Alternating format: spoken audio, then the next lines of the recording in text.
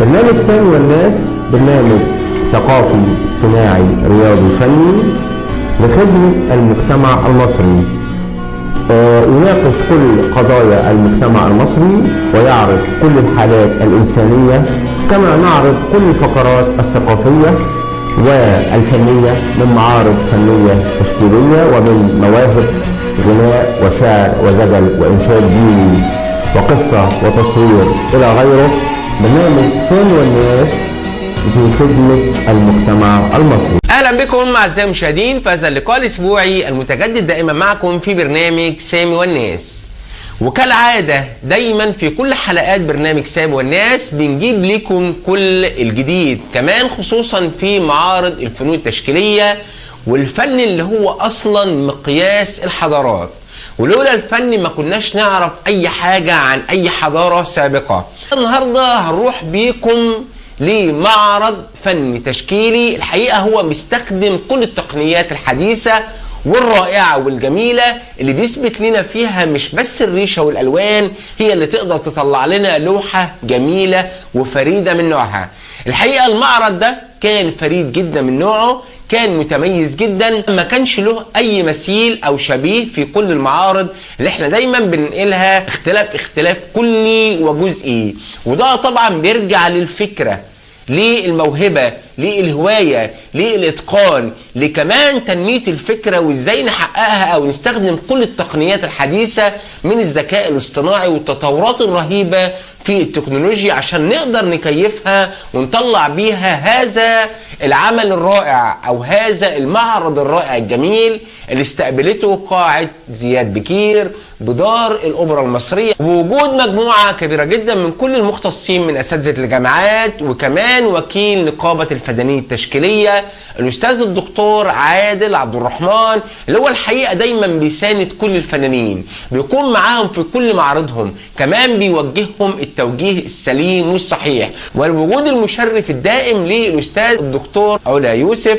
أستاذ التصوير بالجامعات المصرية والدولية، واللي هي دايما بتكون حريصة أنها تكون متواجدة في كل معارض الفنون التشكيلية. كمان وجود الأستاذ الدكتور محمد علي عبده أستاذ التصميم بكلية التربية النوعية جامعة عين شمس والعميد السابق للكلية، ووجود الدكتورة هبة مراد مدير قاعة زياد بكير بدار الأوبرا المصرية، واللي أبدت إعجابها الشديد فعلا وتبني كل الأفكار الجديدة الجميلة. ده النموذج المشرف اللي معانا النهاردة، وهو الفنانة والدكتورة نجلاء محمد عبد الحميد الخولي، دكتوراه الفلسفة في التربية النوعية جامعة عين شمس، قسم تربية فنية، تخصص تصميم. الحقيقة الدكتورة نجلاء هي موهوبة فعلا في استخدام كل التقنيات الحديثة، وده اللي هنشوفه معاكم بالفعل في معرضها الرائع الجميل بين العضوي والهندسي صراع وإيقاع، واللي تقوم فكرة المعرض على استخدام الخط العضوي مع التصميم الهندسي وما بينهما في تناغم وحوار هادئ جدا يسري تأثير جميل جدا ورائع في نفوس كل المشاهدين لهذه اللوحات الجميلة الرائعة.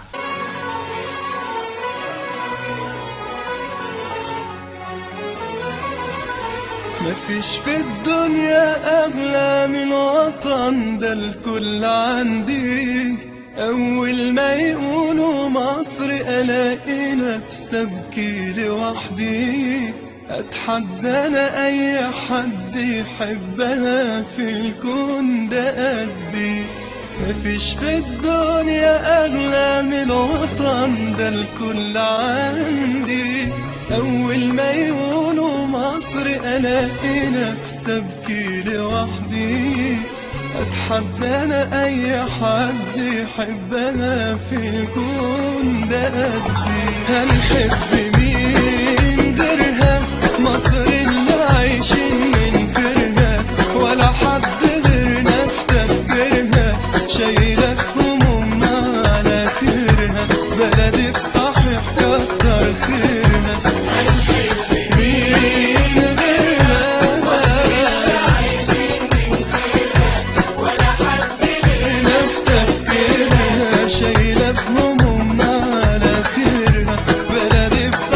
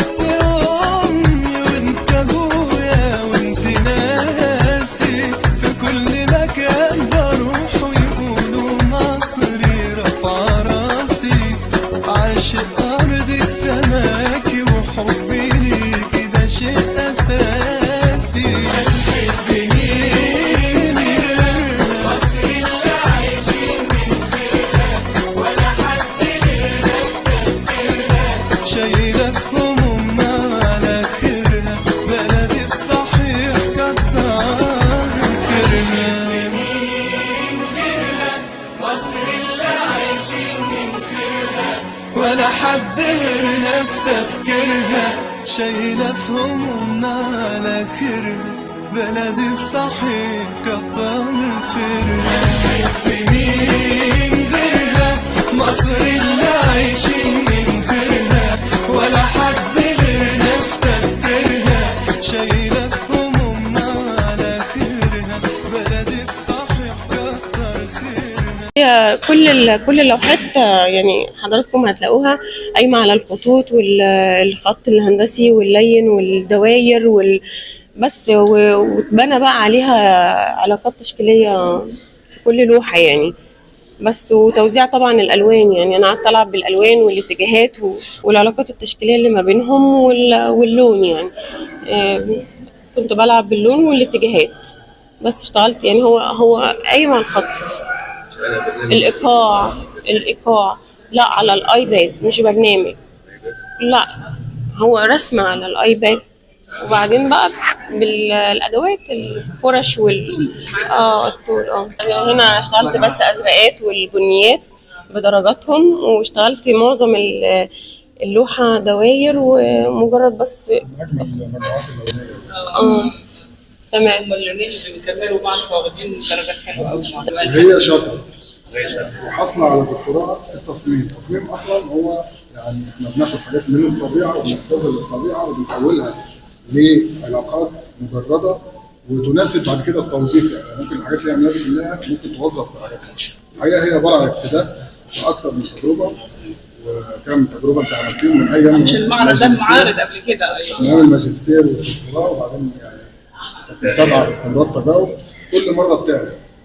طبعا انا بشرف النهارده بوجودي في حرم في دار الاوبرا في وزاره الثقافه وفي القاعه الموسيقيه تحديدا، او قاعه زياد بكير. بيشرفني حضوري في افتتاح معرض الفنانه الدكتوره نجلاء الخولي.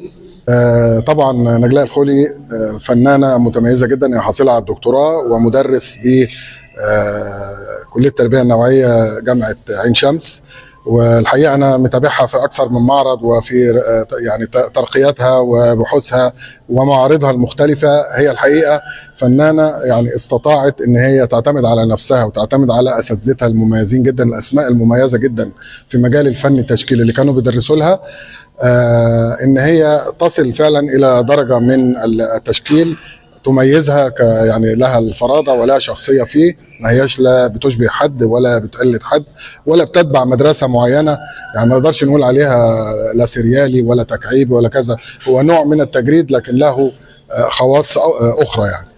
إلى جانب إن هي أصلا بتتمتع بالتعامل مع التقنيات الحديثة. يعني هي زي ما بتشتغل شغل باليد وبالفرشاه ومتمكنه فيه، وبتعمل مجسمات وبتعمل اسقاطات ضوئيه زي ما انا شفت في حاجات كتير قبل كده. ايضا بتتميز بالتعامل مع التقنيات الحديثه، فبتشتغل بالكمبيوتر وبالاي اي او الارتفيشال انتليجنس وكل الافكار الجديده بتمارسها. ويمكن المعرض الحالي بيعكس فعلا امكانياتها وقدراتها المتميزه من خلال التكوينات الرائعه والاحتمالات الكثيره والباليتات اللونيه او الكالر سكيمز اللي هي عاملاه، اللي بيبين فعلا قد ايه عندها طلاقه وانطلاق في التعبير الفني. اسمح لي بس اوجه الشكر لمعالي الدكتوره هبه اللي فعلا مسؤولة عن القاعة واللي بتنتقي الفنانين وبتنتقي الأعمال الفنية، ويعني ما بتسيبش أي تفصيلة إلا لازم تبحثها، مش مجرد ما بتعمل معرض كده وخلاص. الحقيقة أنا بحييها على اهتمامها وعلى اهتمامها بالفنانين، وبتهتم بالشباب وبتهتم بكل الطبقات، وبيتوقف يعني قبولها للعرض أو عدم قبولها على مستوى الأعمال الفنية، لأن هي بتقدم ثقافة وفكر المجتمع، وبالتالي هي دقيقة جدا في هذه الحسابات. فمعلش اسمح لي أن أنا أشكرها يعني من هذا المكان يعني. شكرا جزيلا. احنا النهارده بصدد المعرض الجميل بتاع الفنانة الدكتورة نجلاء الخولي، معرض ليه بصمته الواضحة للعلاقات التشكيلية اللي بتشتغل عليها. الفن التجريدي واضح جدا في المفردات التشكيلية أو العناصر اللي موجودة داخل العمل الفني. هي استخدمت الخط الهندسي والخط العضوي وما يتداخل بين الجزئين في لوحة دسمة بيها ابعاد فنيه راقيه جدا، فانا بحييها جدا على الشغل اللي هي قدمته. ده بالاضافه ان احنا لو بصينا لكل لوحه من اللوحات دي ممكن تتفك باكتر من لوحه، صراحه مجهود رائع وواضح جدا داخل اللوحه. ده بالاضافه لو بصينا للنظريات الخاصه باللون، الدراسه الخاصه بالابعاد اللونيه اللي موجوده ودرجات اللون، طريقه الخلط اللوني اللي استخدمتها داخل اللوحه فيها حدوته كبيره جدا. اللي عايز يستقي الخبرات الفنيه يجي لازم يشوف المعرض ده بجد، فعلا عامله علاقات تشكيليه رائعه، عامله تداخلات جميله جدا، ليها حس مميز. وعلى فكره ده مش نابع ان هو ده كان ليها معارض قبل كده سابقه فيها برضو الحس الفني والعلاقات اللونيه من اهتماماتها والدراسه اللي هي بتعملها عشان تحقق ابعاد فنيه جديده. انا بحييها فعلا، شغل رائع وممتاز، وبأمل لها مستقبل باهر ان شاء الله. وهي طبعا ما بتبخلش بده مع طلابها في الكليه، وليها بصمه واضحه مع الطلبه، فانا بحييها. وان هي طبعا ظهرت في هذا المكان بهذه الرؤيه بهذه الشكليه عشان وراها اساتذه عمالقه دربوها وعلموها واستقت منهم المعلومات. تحيه خاصه ليها. وفعلا مش هقدر انسى الدكتوره هبه ودورها الريادي المتميز داخل الاوبرا، فعلا صرح ثقافي انا بحييها عليه، وهي فعلا بتتبنى كل الاجيال، بالاضافه للنخبه اللي بيكونوا موجودين، حتى الاذاعه والتلفزيون بيجوا يسجلوا معاهم، يعني حتى بتنقل الثقافه دي للناس كلها عشان تشوف البصمه الواضحه داخل الأوبرا، داخل الصرح اللي احنا موجودين فيه، عشان توصل رسالة سامية جدا للفن التشكيلي وللعالم كله. شكرا لكم. طبعا أشكر الدكتورة نجلاء الخولي على المعرض المتميز ده، أنا فعلا شغل جميل جدا، التكوينات رائعة والألوان كمان، هي لعبت طبعا بالخط وبالمساحة والأشكال الهندسية والخطوط اللينة والمستقيمة، فعملت بيها تكوين جميل جدا فعلا يعني. غير ان الالوان فيه تناسق لوني جميل جدا وفي تباين لوني رائع في الاعمال دي كلها. الدكتوره نجلاء طول عمرها فنانه فعلا مبدعه، حتى معارضها كلها، يعني انا حضرت كذا معرض ليها كانت فعلا معارض كلها خطيره جدا يعني. حتى وهي طالبه انا درستها طبعا، يعني وهي طالبه كانت برضه متميزه وسط الطلبه كلها يعني. وحتى الطلبه اللي بيتخرجوا من تحت ايديها فعلا كلهم اعمالهم ممتازه متميزه جدا يعني. هي فعلا فنانه رائعه مبتكره، دايما تستخدم الكمبيوتر او التكنولوجيا في اعمالها الفنيه دايما. حتى وهي في ايام الدكتوراه، حتى المشروع بتاع الدكتوراه بتاعها كان حاجه خرافه يعني. فانا بصراحه اشكرها واتمنى لها التوفيق والاستمرار كده، تفرجينا دايما في كل معرض، لان فعلا بنتمتع من المعرض بتاعتها يعني. اشكرك جدا وشكرا لكم، وشكرا دكتوره هبه كمان. ماشي شكرا. انا مش بكتفي ان انا بتعامل مع الرواد، لا انا لازم في حاجه اسمها صناعه فنان. صناعه الفنان بتبتدي ان حد بيكون موهوب او عنده قدره انه يعمل ده، فانا ببتدي انميها معاه واشجعه عليها. لكن مش ان انا هتعامل مع الرواد فقط او هتعامل مع الاكاديميين فقط.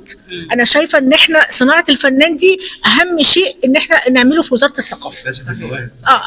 يعني ان انا مش هتعامل مع الاكاديميين بس، ومش هتعامل مع الكبار والرواد بس، لا انا بصنع في حاجه اسمها الصناعه الثقافيه. فانا بصنع فنان، يعني ببتدي اشوفه هو كويس في ايه، وابتدي اتعامل معاه واشجعه وانميه بحيث ان هو يعلى ويبقى من الرواد بعد كده. هي فنانه شابه طبعا، يعني متحمسه، ولمسنا ده في لوحاتها، والالوان طبعا يعني باستخدامها كويس جدا، معبره جدا، وانا شايفه ان هي عندها تكوينات لونيه غايه في الروعه والجمال، وانا بحييها ويعني بشجعها برضه. المعرض كان يسود جو من الدفء ودفء المشاعر والحب والحنان والفرحة والسعادة والسعادة الأسرية، كمان التجمع الأسري الجميل اللي كان مصاحب للفنانة والدكتورة نجلاء الخولي في معرضها الرائع الجميل. الأب اللي هو علم وكبر وربى، كمان الأم اللي ترسمت البهجة والسعادة على وشها برغم الدمعة اللي كانت موجودة جوه عينيها وهي دموع الفرحة. وما ننساش كمان الداعم للزوجة الدكتورة نجلاء الخولي وهو زوجها اللي بيقف دايما في جنبها في ظهرها، دايما بيفتخر بيها، دايما بيدفع بيها للأمام، بيوفر ليها الجو الأسري الجميل بين التآلف والحب مع الأولاد فعلا اللي كانت البسمة والفرحة والسعادة مرسومة على وجوههم افتخارا بوالدتهم الفنانة والدكتورة نجلاء الخولي. معانا والد الفنانة المتألقة نجلاء الخولي، أهلا بحضرتك. أهلا بيك. كنا حابين يعني نعرف رأي حضرتك النهاردة في الافتتاح المعرض ما بين العضوي والهندسي صراع وإيقاع.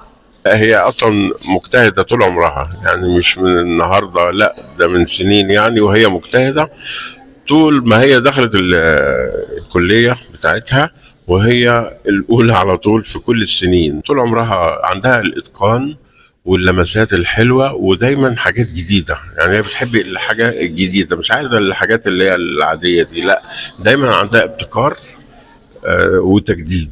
ربنا يوفقها ويكرمها يا رب في المعارض اللي هي بتعملها. هي ناقص لها معرض كمان ان شاء الله تكوني موجودة معانا، والسادة الموجودين الحضور يكونوا برضه يشرفونا في المعرض اللي جاي ان شاء الله. معانا والدة الفنانة، عبرتنا عن سعادتك النهارده في الافتتاح العظيم اللي انت شفتيه النهارده. طبعا انا كنت قلقانه جدا، هي قلقانه اكتر.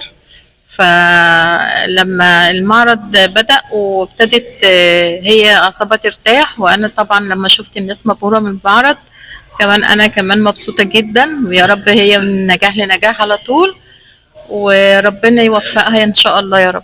معانا زوج الفنانة نجلاء الخولي، كلمة تقولها النهاردة في افتتاح المعرض لنجلاء الخولي. نجلاء في حياتنا من بداية ما عرفتها هي دايما بتدور على انها تكون فريدة في اي حاجة بتعملها، في كل اعمالها، في شغلها، في تفاصيلها، من ايام ما كانت طالبة وهي بتدور على انها حاجة بتعملها ما تكونش اي حد عملها قبلها، او انها بتدور على انها بيبقى لها لمسة في الحاجة غير اي حد.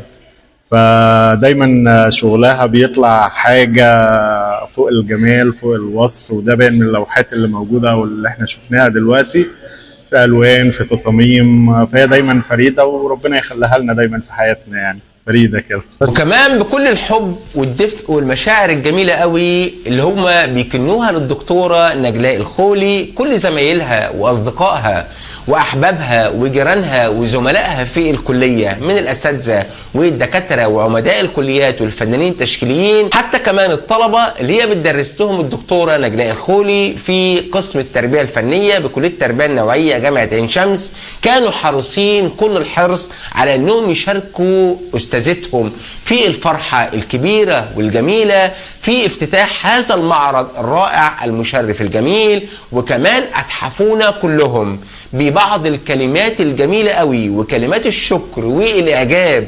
بكلمات التهنئة الرائعة والجميلة في كل اللوحات والأعمال الجميلة، متمنين لها دائما مزيد من التفوق والتألق والنجاح في حياتها العلمية والعملية والحياتية. كلمة تقولها للفنانة نجلاء الخولي. أقول لها ألف مبروك على المعرض رائع جدا وأكثر من رائع ما شاء الله.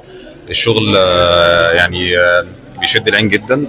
أول ما دخلت القاعة انبهرت بصراحة من الشغل، عجبني جدا المجموعة اللونية في كل لوحة. يعني أنا شفت اللوحة الواحدة حسيت إن هي عاملة بانوراما للموضوع، يعني كل لوحة ليها إحساس مختلف، كل لوحة فيها مجموعة لونية بتشد نظري، فيها توازن بين الألوان السخنة والألوان الباردة. فما شاء الله الخطوط بتجذب العين جدا، الخطوط الهندسية بتجذب العين أكتر كمان من الخطوط العضوية، شدت نظري جدا. وبقول لها ألف مبروك وعقبال كل معرض إن شاء الله. والله المعرض كله جميل ولوحات جميلة وتناسق في الألوان وفي عمق في الفكرة، في أشكال هندسية بتعبر ما بين الحاضر والمستقبل، بتعبر كل لوحة عن تكنولوجيا، عن أفكار، في أفكار جديدة، في تعمق، في تدرج في الألوان. يعني الفنان دايما بيطلع من فكرة لفكرة، من عمق لعمق. ممكن تنقل الفنان من لوحة معينة يروح للوحة تانية لفكرة أكبر لفكرة أعمق. فهو كل لوحات جميلة ما شاء الله، وربنا يا رب يوفقها في أعمالها الجاية. ربنا يوفقها، معرض ممتاز وشغل ممتاز، وربنا يوفقها في اللي جاي إن شاء الله، ومن نجاح لنجاح إن شاء الله. رأي حضرتك في المعرض النهارده ايه؟ والله ما شاء الله المعرض جميل والتنسيق بتاع الشغل جميل جدا، واتمنى لها التوفيق وربنا يوفقها ان شاء الله.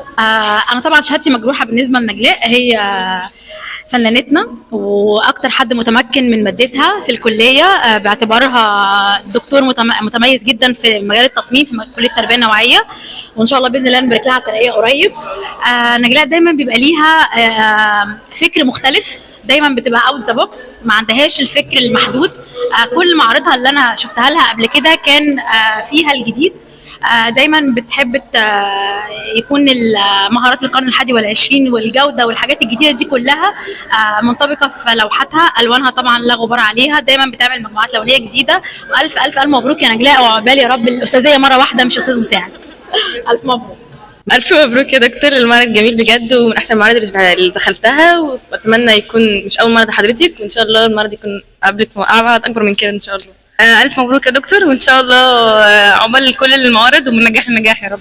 دكتور نجلاء ألف مبروك يا دكتور على المعرض التحفة ده، بنتعلم من حضرتك كتير، إن شاء الله كل معرض أحسن من اللي قبله. والدكتورة نجلاء الخولي حاصلة على دكتوراه الفلسفة من كلية التربية النوعية جامعة عين شمس، قسم تربية فنية تخصص تصميم، وحصلت أيضا على مجموعة كبيرة جدا من كل التخصصات والدرجات العلمية وشهادات التقدير والتكريم، ومنها أنها حصلت على الماجستير في التربية الفنية تخصص تصميم بكلية التربية النوعية، وشاركت في كثير من المعارض الجماعية المصرية والدولية للفنون التشكيلية داخل مصر وخارجها، وشاركت في كثير من المعارض التي تنظمها كلية التربية النوعية، وكمان شاركت في كثير من المؤتمرات التي تنظمها كلية التربية النوعية بجامعة عين شمس، وكمان حاصلة على الجائزة التقديرية كعضو التدريس المتميز على مستوى كلية التربية النوعية بجامعة عين شمس،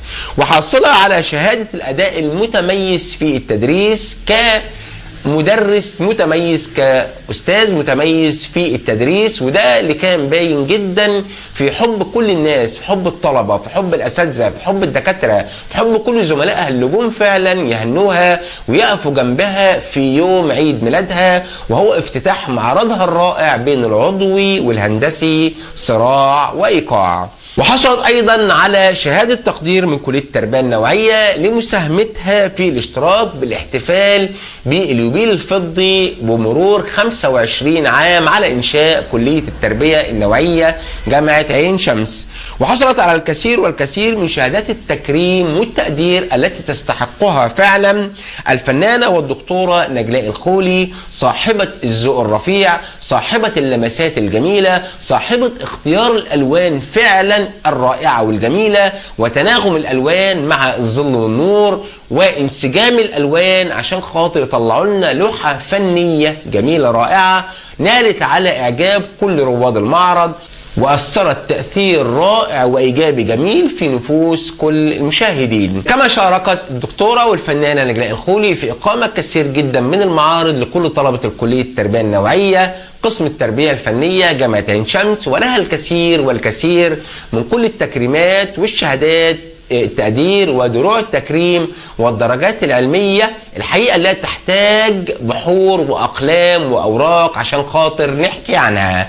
وصلنا بيكم دلوقتي للقاء السحاب مع الفنانة والدكتورة المبدعة والمتألقة في معرضها بين العضوي والهندسي صراع وإيقاع، في لقاء السحاب اللي رصدته الكاميرا برنامج سامي والناس، واللي أجرى اللقاء الإعلامية آية خالد من داخل قاعة زياد بكير بدار الأوبرا المصرية، حيث المعرض الفني التشكيلي بين العضوي والهندسي صراع وإيقاع. الفنانة المتألقة نجلاء الخولي، أهلا بحضرتك. أهلا بيكي. قبل ما نعمل اللقاء كنا حابة نعرف السادة المشاهدين من هي نجلاء الخولي. أنا دكتورة نجلاء محمد عبد الحميد الخولي، مدرس تصميم بكلية التربية النوعية جامعة عين شمس، حاصلة على الماجستير والدكتوراه برضو من الجامعة من كلية التربية النوعية جامعة عين شمس. كنت نائب رئيس وحدة القياس والتقويم في الكلية، وكنت يعني مسكت حياة جوه الكلية كتير، واشتركت في معارض جوه مصر وبره مصر. ليا دورات برضو أخدتها من هنا ومن بره. بس عضوة برضو في جمعية محبي الفنون الجميلة وكده يعني. رائع جدا. كلميني عن لوحاتك الرائعة والتصميمات الجميلة. تمام. بصي، فكرة المعرض جات لي من الإيقاع. الإيقاع هو صفة من صفات الفن التشكيلي، زيه زي فن الموسيقى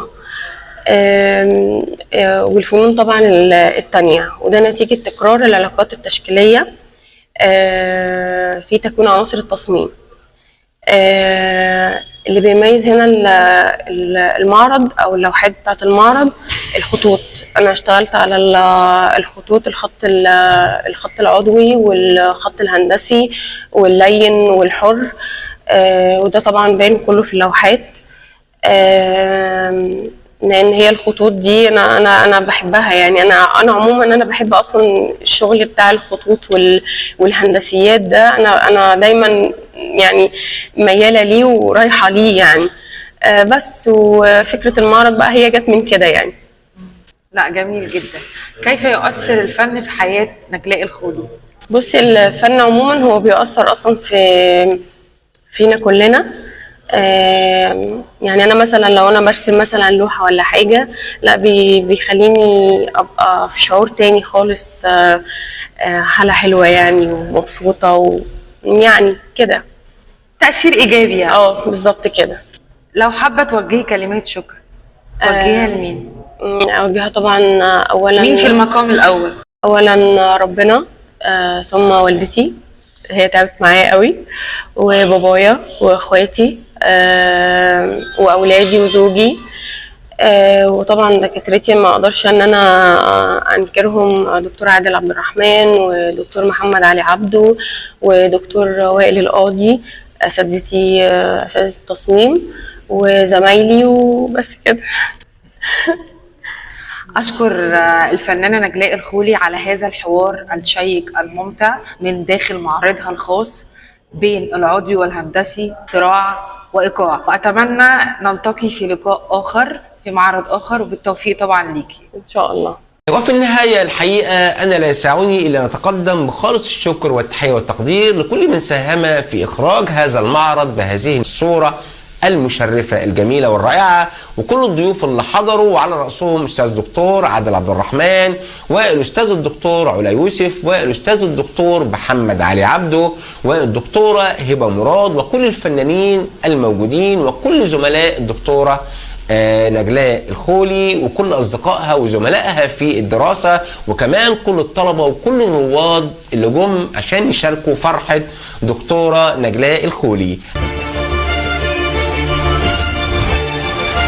في نهاية هذه الحلقة أعزائي المشاهدين، أرجو أن تكون كل فقراتنا في هذه الحلقة وهذه الحلقة الممتعة والرائعة قد نالت إعجابكم، على أننا منتظرين تبعتوا لنا كل مشاكلكم، كل مواهبكم، كل هواياتكم على صفحتنا على الفيسبوك برنامج سامي والناس، أو صفحة سامي الرسام، أو تتصلوا بينا على أرقامنا اللي موجودة على الشاشة، أو تتواصلوا معانا وتبعتوا لنا كل فيديوهاتكم على رقم الواتساب 012 اللي موجود على الشاشة.